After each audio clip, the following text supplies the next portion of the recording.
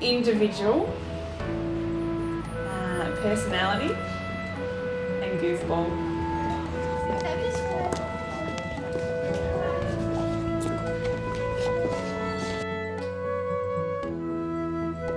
He's very gentle, very, very caring. Yeah, he's gorgeous. Let's go.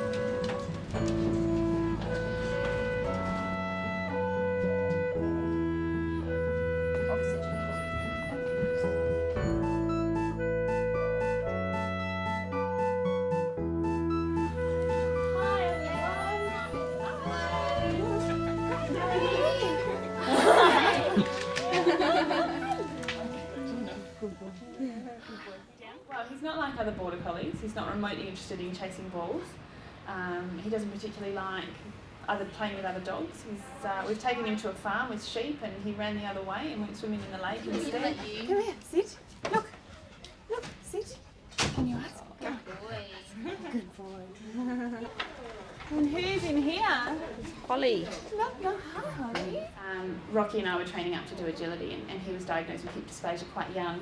And his personality was showing through, the caring side and the sort of the gentle nature, and the vet suggested that he would make a really good therapy dog. Ready? 1, 2, 3. Oh, there he is. Say hi to Rocky. I hit gold because PMH is where everyone wants to come. A lot of the visiting that we do is in aged care. And aged care is beautiful, but the kids, they don't hide any expression. You can see how excited they are. You can see the difference that you're making. You can see how happy they are, and they're just so innocent. And it's just really nice to have that effect on on someone. All right, sweetheart. Well, it was nice to meet you.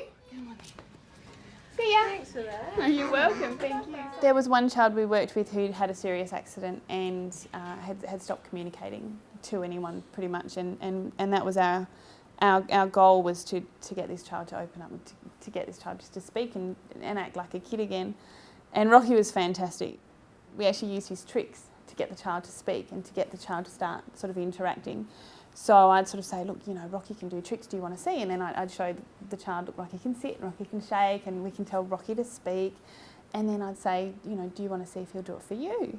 And so after working with this particular one for a couple of weeks, the kid would sit there with Rocky and say, Rocky, speak, and Rocky, sit, and Rocky, drop. And it was just fantastic. Come on. Rocky, it's Megan. It's Megan.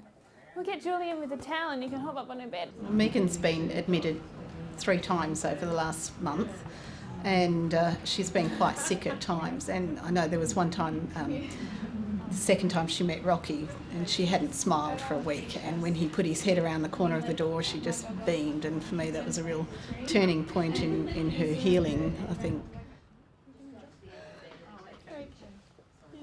What are you doing? I'm so excited when they said you were going to be in here for this. Oh, that's what you like, isn't it? A lot of the time the physiotherapist or whoever you're working with may not know what he's capable of. And I know what he's capable of, but I'm not a physiotherapist. So trying to think, okay, well, what can he do that's going to benefit this child and benefit the goal? Michael, this is Rocky. So Rocky's coming. Can he come in and visit you? Do you want to meet him? Yeah? All right. Look at your room. Wow. Rocky, what a cool room. Hey, do you want to give Rocky a treat, Michael? Yes. Do you see these treats I've got in here? Do you know how to feed a dog? Oh, Louis says yes, please. I'd like a treat. Leave it. You want to hold that? And let Rocky eat it gently. Oh, that was good. He liked that, didn't he? Now I'll hold this bit, and you can hold this bit. How about that? Yeah. All right. You hang on to that. Where are we going to walk him to? Do you think? Should we walk him out there? Yeah. Is that all right with Mum and Grandma? Yeah. He won't hold this just strong. That's why I don't want to let go. All right, will you walk on this side? Sometimes it's just getting the child to speak and communicate. If they've had you know, an accident or a surgery or something that's made them quite introverted. Just having a dog in the room to play with, or in the playroom. They have a little kitchen, and some of the kids love pretending to cook him things, and just that general play can just really just open up communication, and they'll just start talking to him and telling him all sorts of things. And then, you know, if there's a staff member present who's working with you, then they can sort of slowly sort of join in the conversation and say, well, do you want to tell Rocky about this, or do you want to tell Rocky about that? And yeah, and it's great. It just makes the kids feel so much more relaxed than just talking to people all the time. Oh, he gave you a kiss. All right, we're just getting the playroom ready. How's your tummy? Is it okay? Yeah? Okay, let's go. Let's take Rocky in. It's funny, you know, because people tell me that this is a very selfless thing to do, and I think it's quite the opposite. It's almost very selfish, because it's, you know, that feeling if you see someone, let's say an elderly person not coping with a heavy door, and you hold the door open for them and you get that little warm feeling in your stomach. You multiply that by 100, and I get that with every single child in here. You know, it's just gorgeous. That's what Mum's for. I think he wants to see Rocky too. Hi. There's a dog. Joshua. Hello. There you go, Michael.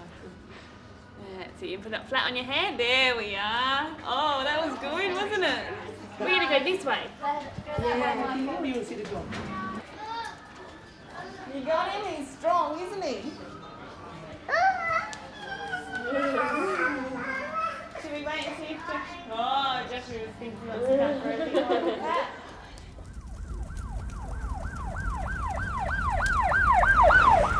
A neighbour rang me and said your house is on fire. I was at work at the time, and I sort of drove home expecting to see a little fire in a corner of a room, and this is going to be a bit hard for me to talk about, Liz.